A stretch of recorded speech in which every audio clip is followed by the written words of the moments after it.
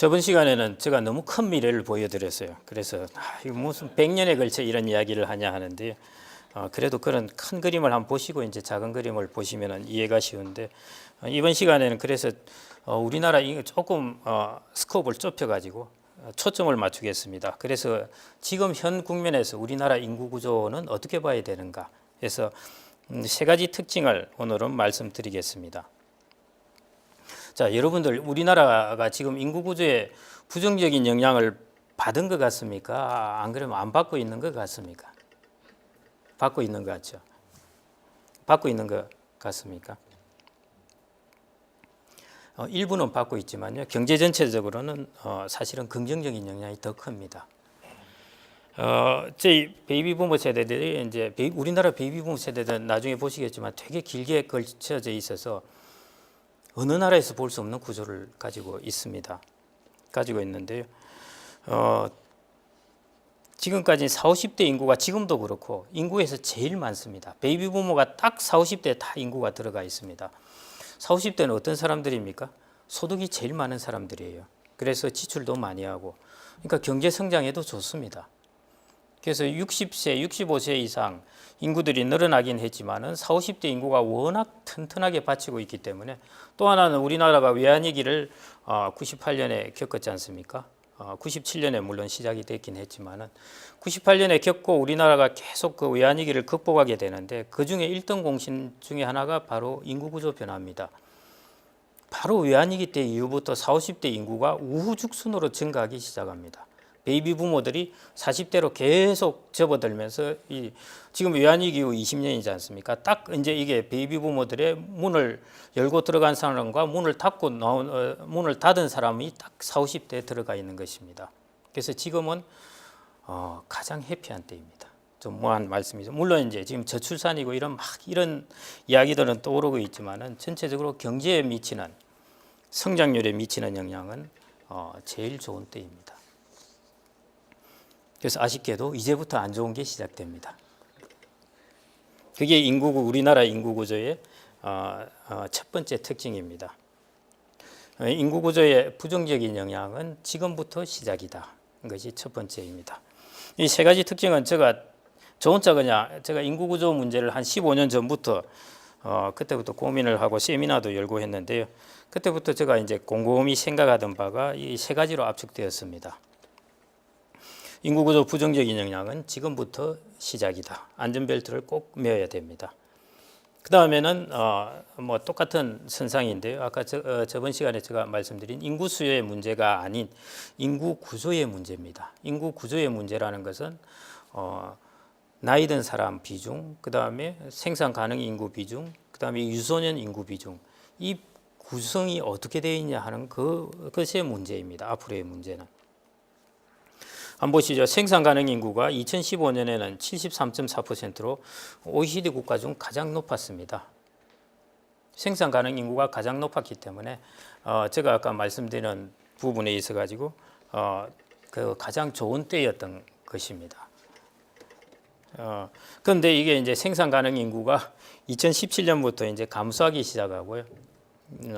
그게 이제 부정적인 영향이 시작되게 되는 것이죠.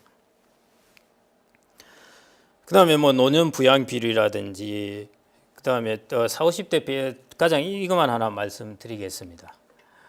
40, 50대 지금 베이비 부모들 숫자가 1600만 명입니다. 1600만 명인데 20년 지나면 이게 60대, 70대로 다 옮겨가죠. 그게 이제 앞으로 우리나라에서 이제 일어날 일입니다.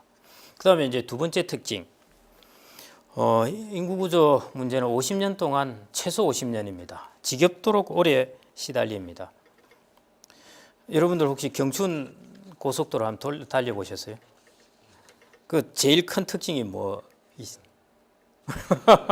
그다음 운전하다가 혹시 뭐 경춘 달리다 그 구리 많다고 안 느꼈습니까? 터널이 되게 많죠. 조금 나오면 또 터널이고 하는데요. 한국 인구 구조 문제가 이 터널 경춘가도를 달린다고, 경춘가도가 아니죠. 경춘 그 고속도로를 달린다고 보시면 될 것 같습니다. 일본에서도 이런 이야기를 하고 있는데 일본 사람들이 이제 인구 문제를 좀 탈피했나 보다 하니까 또 터널에 들어가더란 것이. 그래서 또 좀 나왔나 했더만 또 터널에 들어가고, 이 터널에 들어가기를 끝없이 반복해서 이미 지금 한 인구 구조 문제가 생기고 한 30년이 지났는데도 지금도 저 문제가 생기고 있습니다. 앞으로 일본도 한 20년은 더 해야 되거든요. 그렇게 보면 일본도 한 50년. 우리나라는 베이비붐 숫자가 많기 때문에 우리나라는 좋게 50년 쪽에 인구 구조 문제에 시달립니다. 그래서 이거 대충 끝나겠지 생각하시지 말고 앞으로 오래 계속되겠다 생각하시고, 여러분들이 이쪽에 전문가가 되시면은 나중에 괜찮습니다. 뭐 인구 고령화 뭐 이런 쪽에 지금부터 하시더라도 뭐 한 5년 하시면 전문가 소리 다 듣는데, 그러면은 앞으로 한 3, 40년 이거 가지고 또 계속 이야기하면서 써먹을 수 있습니다. 인구학을 우리나라에 인구학 하신 분이 별로 없거든요. 저도 인구학 한 건 아니니까요. 서울대 조영태 교수님이라고 계신데요. 이 부분에 이제 인구 사회학 전공인데 인구 쪽을 전공을 하셨는데 요즘 뭐 발에 불이 날 만큼 바쁘십니다. 여기저기 불려다니느라 그냥. 그래서 또 갑자기 사람들이 인구학을 하는데 인구, 고령, 그다음에 뭐 요양 뭐 이런 부분에 대해서 앞으로 수요는 시작도 안 했습니다. 향후에 수요가 어마어마하게 많이 커지게 됩니다. 그래서 향후 50년간 지겹도록 인구 문제에 시달렸는데, 제가 이 강의를 하는 것은 이 지겹도록 인구 문제에 시달린 데가 아니라 여러분들은 관점을 바꾸셔가지고 여기서 내가 지겹도록 돈을 많이 벌 수 있는 방법은 뭘까? 이걸 이제 찾아보시라는 겁니다. 그 다음에는 이제 세계에서 유례 없는 길을 갑니다. 우리나라 고령화 속도는 일본보다 더 빠릅니다. 고령사회에 접어든 게 65세 이상 인구 비중이 14%를 넘어가면 고령사회라고 그러고요. 그게 20%를 넘기면 초고령사회라고 그럽니다. 우리나라가 2017년에 고령사회에 접어들었는데 2025년에 초고령사회에 접어들 것으로 보고 있습니다. 그건 8년 만에 접어드는 것이죠. 세계에서 제일 빠릅니다. 우리나라는 뭘 하더라도 화끈하고요. 베이비부모들 애를 낳을 때도 화끈했고, 지금 저출산도 세계에서 거의 뭐 도시국가를 제외하고는 저출산도 제일입니다. 하여튼 안 낳을 때도 제일이고 낳을 때도 제일이고 고령화 속도도 세계에서 제일이고 경제 성장 속도도 세계에서 제일이고 모든 것을 세계에서 제일로 하고 있는데, 이 고령사회 세계에서 유례없는 속도로 갑니다. 유례없는 속도를 가는 것이 무슨 문제냐? 뭐 속도가 간다는데 그 문제는 뭐냐면 사회가 적응할 시간이 없다는 것입니다. 사회가 적응할 시간이 없으면 무슨 문제가 생기느냐? 계속 부작용들이 생깁니다. 예를 들어 사회가 적응할 시간이 없으니까 고령자들이 빈곤 고령층이 갑자기 많이 생겨난다든지, 국가의 재정이 갑자기 어려워진다든지, 그 다음에 성장률이 뚝 떨어진다든지, 이런 것들에 이제 문제가 생기는 것이죠. 그래서 이게 이제 우리나라 인구 구조의 세 가지 특징, 꼭 좀 기억해 놓으셨으면 좋을 것 같습니다. 이거 100년간에 걸친 인구의 문제뿐만 아니라 인구의 세 가지 특징. 첫째, 언제부터 시작이다. 우리가 비행기를 타면은 fasten your seat belt라고 그러는데, 여러분들이 언제부터 벨트를 매셔야 되고요. 그 다음에 이 벨트 매고 제주도 정도 비행기 타는 것이 아니라 저 아프리카 정도 비행기를 타고 간다고 보시면 될 것 같고요. 저는 비유를 들어서 그렇게 비유를 듭니다. 여러분들은 화성으로 가는 우주선안에 타고 있다. 왜냐? 화성에 어떤 일이 일어날지 모릅니다. 앞으로 이런 빠른 고령화 속도하고 50년 동안 지속될 거에서 어떤 일이 일어날지 사실은 가늠하기가 쉽지가 않은데요. 그런 부분에서 한편으로 변동성이 크면은 투자나 돈을 벌 기회도 많아집니다. 그러니까 그런 걸 좀 긍정적으로 보시면 좋을 것 같고요. 자, 이제부터 시작이다 하는 것을 이 그래프로 한번 보시겠습니다. 저쪽에 여러분들이 보시는 이제 왼쪽에 있는 것이고요. 저 점선으로 표시해 놓은 것이 40, 50대 인구입니다. 베이비 부모들인데요. 2000년에는 저게 베이비 부모 인구가 별로 없었죠. 다들 30대, 20대, 30대 다 있었습니다. 이때가 바로 우리가 외환위기를 겪은 직후입니다. 그 이후로부터 2015년 흘렀을 때 보십시오. 저 인구가 다 40, 50대에 몰려 있습니다. 이거는 마치 지각 변동을 한 거하고 비슷합니다. 향후에도 인구는 이런 지각 변동을 합니다. 예를 들어 전쟁이라든지 전염병이라든지 이런 것들이 일어나게 되면은 인구가 갑자기 저기서 변할 수 있는데 사망률이 거의 일정하고 그리고 수명도 길어지기 때문에 저게 이렇게 점차 왼쪽으로 쭉쭉 이동해 가신다고 보면 될 것 같습니다. 20년이 지나니까 저렇게 이동했고 저것이 20년이 지나면은 이제 60대, 70대로 쫙 이동하게 되는 것입니다. 그래서 이제부터 시작인 것입니다. 얼마나 좋은 인구 그래프입니까? 40, 50대 인구가 가장 숫자가 많다. 가장 좋은 때입니다. 지금이. 그런데 이제부터 이 인구가 우리가 좋지 않은 영역으로 이동하기 시작한다는 것이죠. 이 그래프에서 이제 특징을 볼 수 있고요. 지겹도록 오래 지속된다에 대한 증거인데요. 우리나라 인구의 베이비 부모들은 우리가 53년에 이제 한국 동란이 끝나게 되었고 그때 55년, 54년부터 이제 많이 태어났습니다. 54년이 말띠이고 저 형님이 54년인데요. 54년 그래서 55년부터 베이비 부모라고 그러고 그게 이제 74년까지 이어집니다. 그런데 55년 이런 때는 인구가 50만 명 이렇게 태어났는데 여러분들 58년 개띠 많이 이야기 들어보셨죠? 어디 가도 58년 개띠 이야기를 하는데요. 58년생들이 한 80만 명 넘어 태어나면서 그때부터 많이 태어나기 시작했습니다. 그래서 55년 베이비 부모라고 하기는 하지만은 많이 태어난 사람들은 58년 개띠들입니다. 그래서 사회적 파워가 세게 되고요. 그다음에 62년 이런 때 가면은 이제 100만 명이 태어납니다. 그다음에 줄어들었다가 또 다시 태어나요. 그게 바로 이 인구 구조의 모습입니다. 55년부터 74년생까지.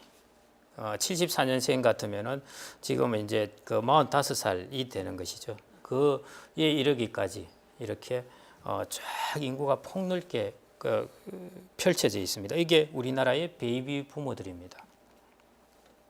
다른 나라는 이 정도 폭넓게 안 펼쳐져 있습니다. 그러니까 이런 구조를 가지고 있다는 것은 어떤 특징이 있냐면은 긍정적인 영향을 줄 때는 어마무시하게 긍정적인 영향을 주게 되고요. 그 다음에 어느 정도 기간이 지날 때까지도 40, 50대 인구가 베이비 부모가 잘 받치고 있으니까 급변하지 않다가 점차 조금씩 변해가다가 이게 어느 선을 확 넘어버리면은 여러분들 티핑 포인트라는 이야기를 하지 않습니까? 사람이 아프다가 어느 선을 넘어버리면은 암세포 정식수사가 확 빨라지면서 바로 그냥 이제 사망하게 되는데요. 그런 티핑 포인트를 넘어서게 되면은 우리나라 인구는 걷잡을 수 없이 넘어져 버립니다. 그렇기 때문에 그 전에 이제 준비를 해야 되는 거예요. 저 베이비 부모의 바로 코끼리 등 같은 모양이 바로 우리나라 인구 구조의 특징이라고 보시면 될 것 같습니다. 저것 때문에 앞으로도 지겹도록 오래 지속됩니다. 지금 45세인 사람이 100세까지 산다 하면은 앞으로 55년이 더 지나야 되고요. 55세인 사람이 100세까지 산다고 그러면은 앞으로 거의도 뭐 50년이 더 45년이 더 지나야 되죠. 그러니까 앞으로 많이 남았습니다. 바로 우리나라 베이비 부모의 저런 특징 때문입니다.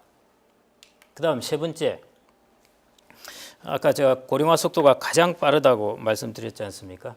우리나라는 영미, 호주, 뭐 유럽 국가보다는 당연히 고령화 속도도 빠르고 선진국 중에서 일본이 제일 빨랐습니다. 그런데 우리나라는 일본보다 더 빠릅니다. 선진국 중에서 인구 구조 면에서 어느 나라가 제일 좋을까요? 여러분들이 어느 나라를 택하시면은 앞으로 제일 인구 면에서 발전 가능성이 제일 좋은 나라는 어느 나라일 것 같습니까? 그는 이제 이머징 국가이고요. 선진국에서 중국 7년 있으면 우리나라하고 비슷하게 갑니다. 중국도 어마무시한 고령사회에 접어듭니다. 그래서 여러분들이 제가 향후 다음 시간에 말씀드리겠지만은 고령 사회에 관한 어떤 그 테마나 업종을 잘 잡아놓으면은 나중에 중국 시장에서 이게 어마하게 열립니다. 중국은 이거 되게 준비 지금 많이 하고 있어요. 중국이 원격 진료 이런 거 하는 게 뭐 때문인지 아십니까? 바로 고령자들 많이 생겨났는데 이 사람들의 진료비 낮추려고 그러는 겁니다. 중국은 이미 원격 진료 시작했습니다. 그러니까 중국은 우리나라하고 뭐 한 7년 정도 차이인데 똑같이 고령화 따라온다고 보시면 됩니다. 그리고 고령자 늘어나는 숫자가 우리나라 10배로 늘어납니다. 우리나라가 한 해 40만 명 증가하면 중국은 한 해 400만 명 증가합니다. 그 정도로 어마무시한 속도이고요. 베트남은 이머징 국가인데 베트남은 뭐 인구 구조 면에서 유망하죠. 유망한 것이고 선진국 중에서 독일도 고령화가 좀 심합니다. 스위스까지는 제가 안 봤는데요. 스위스도 고령화가 심하고요. 미국입니다. 미국이 인구도 계속 증가하고 있고요. 그 다음에 미국이 왜 인구 구조가 좋냐면은 미국 백인들이 또 일단 출산을 백인들은 또 그 크리스찬 국가가 돼가지고 또 기독교 국가가 돼서 또 이렇게 저 애를 낳을 뿐만 아니라 히스패닉이 와서 막 이렇게 그다음 아시아계도 오고 하니까 히스패닉이 특히 캐톨릭 국가라니까 저 동네 캐톨릭은 낙태를 못하게 하지 않습니까? 그 히스패닉들이 또 출산을 많이 합니다. 그래서 앞으로 스페인어나 이런 쪽이 사실은 미국에 가도 상당히 유망하죠. 영어뿐만 아니라. 그래서 그 때문에 미국의 인구 구조가 상당히 좋습니다. 미국은 젊은 층도 그렇고 그래서 여러 면에서 미국이란 나라가 혹은 미국의 경제, 미국의 주식시장 이런 것은 유럽이나 일본이나 이런 나라보다는 훨씬 튼튼하다고 볼 수가 있습니다. 그래서 고령화 속도 면에서 하여튼 선진국 중에서는 미국이 상당히 괜찮은 편이고요. 이머징 국가에서는 베트남이 유망하고 인도가 이제 그 뒤에 아직은 인도도 괜찮죠. 인도도 상당히 괜찮은 편인데 인도는 단점이 이제 중국은 베이비 부모가 많이 태어났지만 중국은 교육을 많이 시켰어요. 인구가 많이 태어날 때 이 인구가 자원이 되려면 교육을 시켜야 되고 이 많은 인구가 교육을 안 시키면 이게 비용이 됩니다. 그게 어떤 나라냐 하면은 방글라데시 애들은 많이 태어나죠. 근데 교육을 안 시키니까 이게 비용이 되는 겁니다. 자원이 안 되고. 근데 베트남하고 중국이나 우리나라 아시아 국가의 특징은 막 자녀들에게 막 교육을 막 시키지 않습니까? 그러니까 인구가 태어나는 것들이 태어난 인구들이 이게 이제 좋은 자원이 되는 것이죠. 그래서 이제 이머징 국가에서는 베트남이 괜찮다고 보시면 될 것 같고 그 외 중국, 우리나라, 일본 다 이렇게 이제 고령 사회로 접어들게 되고 그 다음에 선진 사회 중에서는 미국이 괜찮다 이렇게 보시면 될 것 같습니다. 그래서 꼭 한번 기억해 놓으십시오. 자, 고령화 속도는 이제부터 고령화의 부정적 영향은 지금부터 시작이다. 그 다음에 이 기간은 어느 정도 지속된다? 그 50년은 그것도 빠른 겁니다. 하여튼 지겹도록 오래 지속된다. 그 다음 세 번째, 세계에서 고령화 속도가 가장 빠르다. 이게 앞으로 우리나라의 고령사회에서 맡게 될 세 가지 특징이라고 보시면 될 것 같습니다. 감사합니다.